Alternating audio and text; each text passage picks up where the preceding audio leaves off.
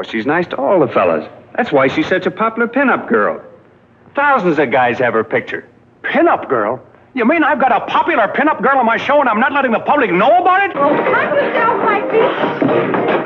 All of that?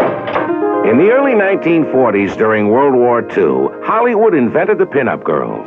This ought to help the circulation. This'll do more for the blood pressure.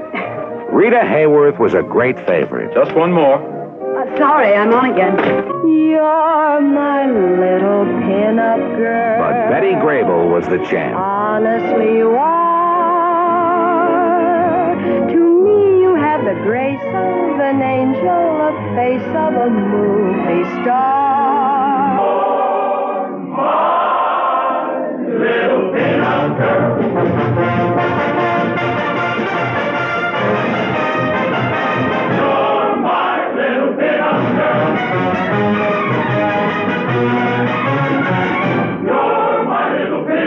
During the war, 12 million GIs became connoisseurs of cheesecake.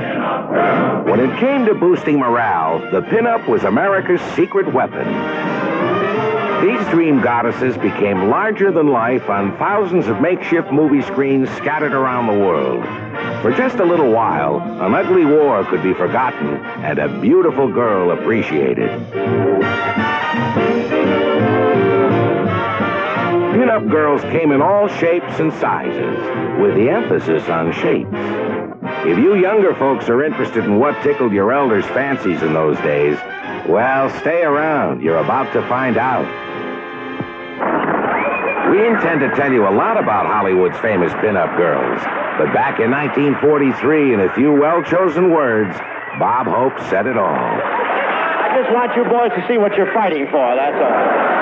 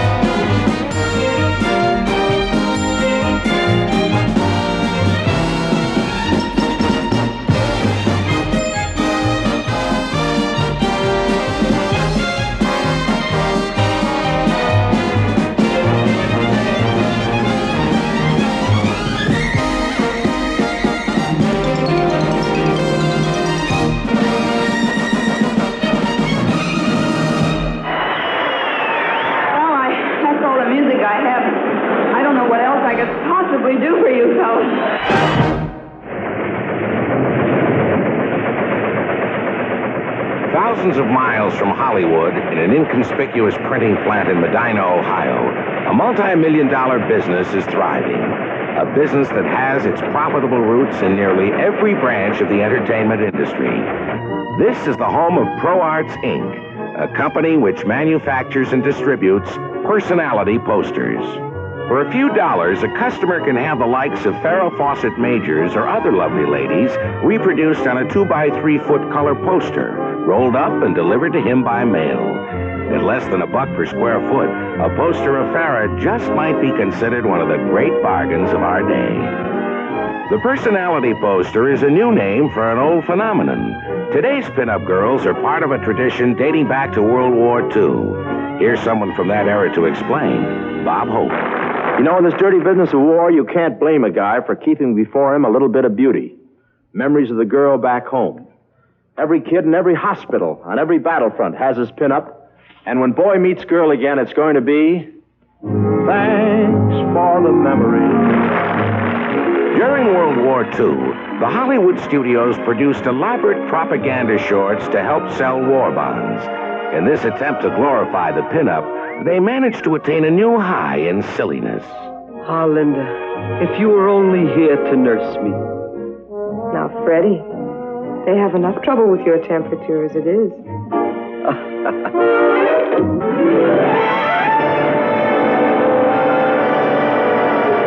Think of it, Faye. Just you and me up here, all alone. You think so, Skipper? How about that Messerschmitt coming in at 9 o'clock?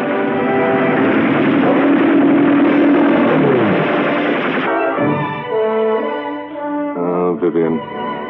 Would I love to see you when I go ashore tomorrow night? Sorry. I've just made a date with the sailor down below.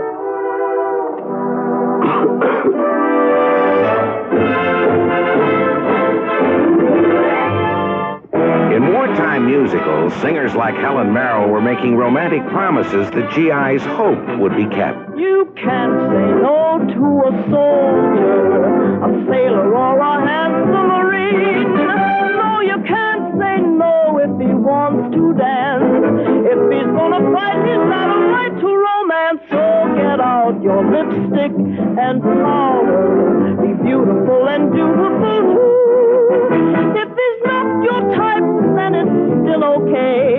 You can always kiss him in a sisterly way. Oh, you can't say no. No, no, no, no, no, no. Well, they're not made of tin. So you better give in If you want him to win for you. I'm always doing something for the boy. I'm always doing something for our lads if it adds to their joy. Vivian Blaine declares her patriotism in a spicy song by Cole Porter. If I'm out with them nightly till 3, 'cause I'm always doing something for the boys, 'cause they're doing something for me.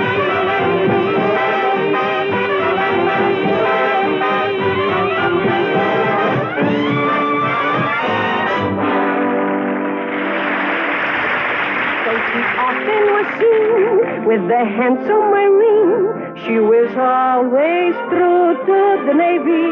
This song by Carmen Miranda was considered an embarrassment to the Navy, so military censors deleted it from Dollface. You're seeing it for the very first time. Some commando named Orlando rode the ladders every day, and they say she liked a private in a general way.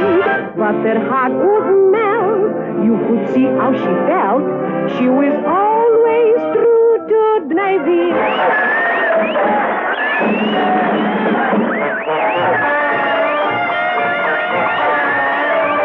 Was always true to the Navy.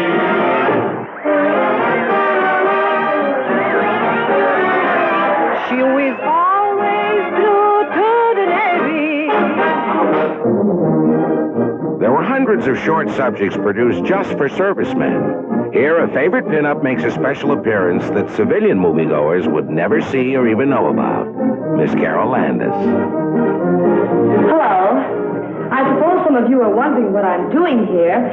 Well, you see, some of you fellows have written to me and requested a real good pinup picture of me in nothing but a bathing suit. So, here I am. Oh, I have a lot of other bathing suits at home, but the photographer told me you would like this one the best. Because I'm a pin-up girl. That's what they name me. I'm the kid who loves you all. Don't be shy. Come on and frame me. Stick me in your locker or against the wall. Pin-up girl. My clothes are daring. They're not much, I must confess. But I swear I'll go on wearing less and less for my pin-up dress. If it will bring you happiness, all my charms for you unfurl. I'm your little pin-up girl.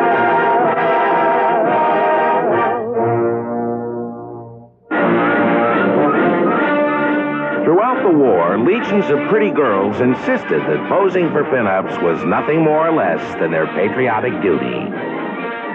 Yank magazine was the main outlet for this avalanche of pulchritude. Distributed to servicemen only, its millions of readers waited anxiously for each new issue. It was said that a GI and his pinup were seldom parted, and the girls of Yank found themselves pinned up in some pretty strange places. The Pinup Hall of Fame included such lovelies as Ann Sheridan, better known as the Oomph Girl, Lana Turner, the Sweater Girl. Dorothy Lamour, the Sarong Girl. Shelley Williams, the Polka Dot Girl. And Marie McDonald, known simply as the Body.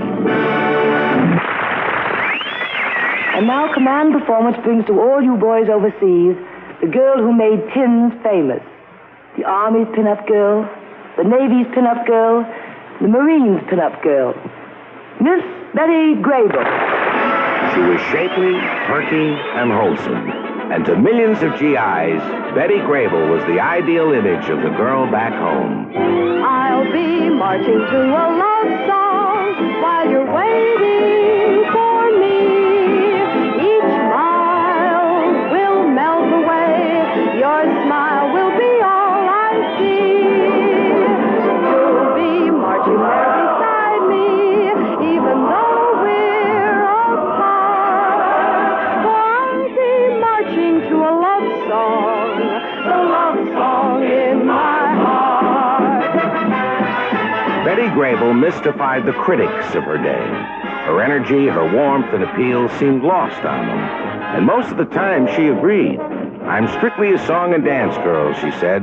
I'm no Betty Davis. I just want to make pictures that people will like. Well, people liked her pictures well enough to make her Hollywood's top box office star. Later, Betty would sum up her phenomenal popularity by saying, I never regarded myself as much of a sex symbol. My legs made me.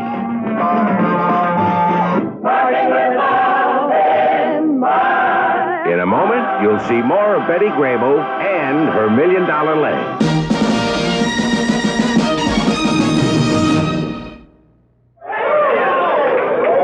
All right. Pipe down. If a GI Oscar could have been given for the most popular movie during World War II, then Tin Pan Alley would have swept the awards. The main attraction was this number featuring Alice Faye and Betty Grable. The sheep of Araby, his faithful wife of but life is such a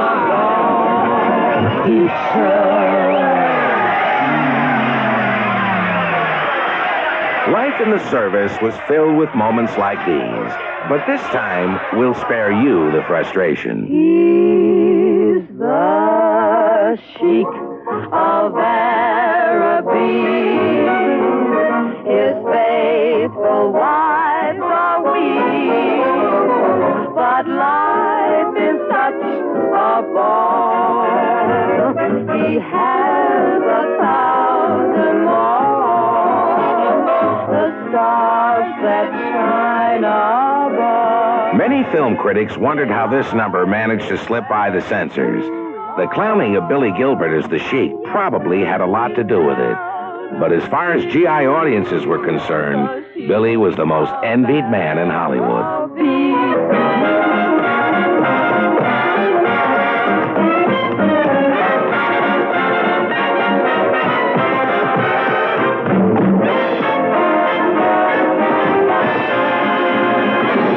When this film was made, Alice Faye was preparing to wind down her long and successful career. For her co-star Betty Grable, however, it was just the beginning of a spectacular success story. When Alice Faye became ill, Grable replaced her in Down Argentine Way. Take a good look at Betty's floor-length gown. This is the last time in a movie her legs would be hidden from view. The reason was this publicity photo. It quickly established Betty's shapely figure as one of the nation's most treasured natural assets. The Fox costume designers had their new orders. Up went the hemlines, with Betty lending a hand. The publicity department worked overtime to promote Betty Grable and, quote, the limbs that launched 1,000 sighs, unquote. In another inspired gimmick, the studio loudly and proudly announced that they had insured Betty's legs with Lloyd's of London for $1 million.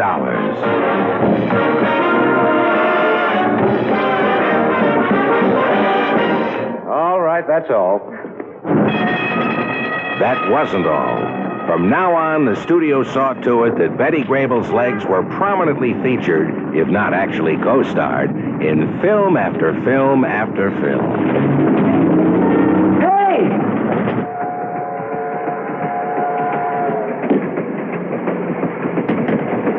How far are you going, Mr. Fox?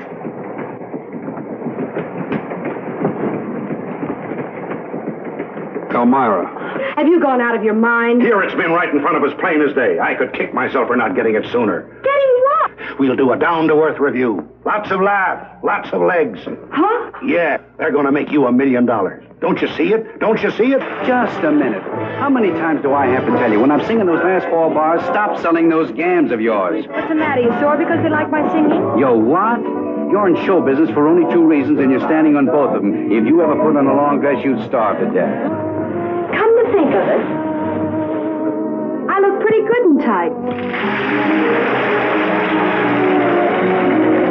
The one-time chorus girl and struggling bit player quickly reached Hollywood's top 10 list and would remain there for over a decade.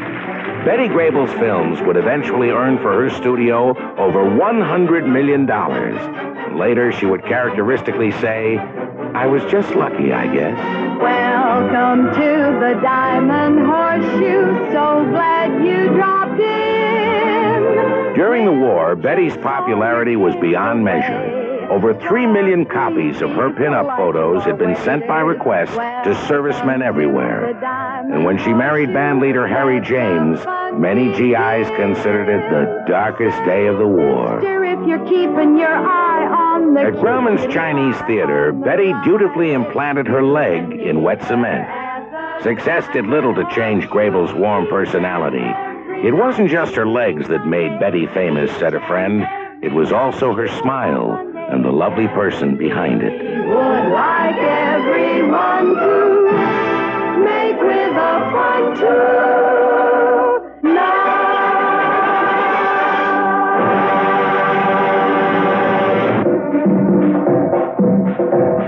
Only one other actress of the time would approach Betty Grable's popularity. Hollywood's new love goddess, Rita Hayworth. You excite me beyond my power to explain. Yours is the art to start my heart a-bubbling like champagne. Rita Hayworth's career paralleled Betty Grable's. After years of appearances as a specialty dancer and endless supporting roles in obscure films, Rita suddenly blossomed on the screen. Either Hayworth was born for Technicolor, a critic wrote, or Technicolor was invented for her. I fear to stay and hate to leave. You excite me. You lead me on and I pursue.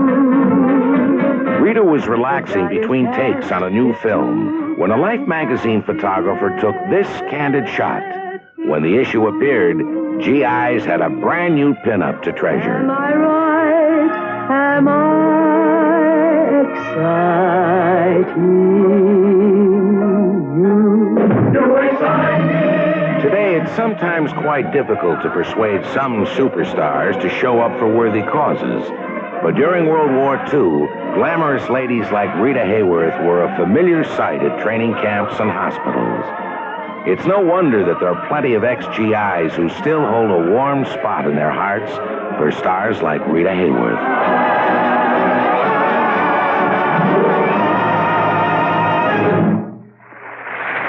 Coming in on a wing and a prayer. Martha Ray, Mitzi Mayfair, Carol Landis, and Kay Francis, better known to thousands of servicemen as the Four Jills in a Jeep. And that nickname became the title of a best-selling book, and later a film depicting their adventures while on tour overseas. Here's a Jill who was in that Jeep, Miss Martha Ray. Since we were the first unit to tour frontline areas in places like North Africa, our stage was usually the back of the truck. But it didn't bother us. We had the nicest audience in the world, those wonderful GIs. How she ever did it, I'll never know. But Carol Landis found time to fall in love with a handsome young captain. They were married in London and had a swell honeymoon. Exactly 24 hours. Because the next day, we four Jills would be on our way to Algiers. Later, Carol toured the South Pacific. Her dedication to entertaining those kids was an inspiration to me. To this day, as long as there's a GI somewhere who needs cheering up, I'll be there. The four Jills helped establish that tradition, and I'm proud I'm still part of it. Hup, hup, tip-toe, hup, hup, tip-toe, march, Emmanuel! March! Instead of a uniform, most GIs would rather have seen Betty Grable in a bathing suit. But the pinup girls saw themselves as part of the nation's war effort. They felt that at least somehow they were making a contribution. A lot of these kids don't have any women in their lives to fight for, said Betty Grable. And I guess what you'd call us pinup girls is kind of their inspiration. Many popular pinup girls brought that inspiration directly to the troops. A short while ago, stars like Ann Sheridan had been pampered glamour queens. Now they endured all kinds of hardships without complaint. They were proud and happy to be doing something for the boys.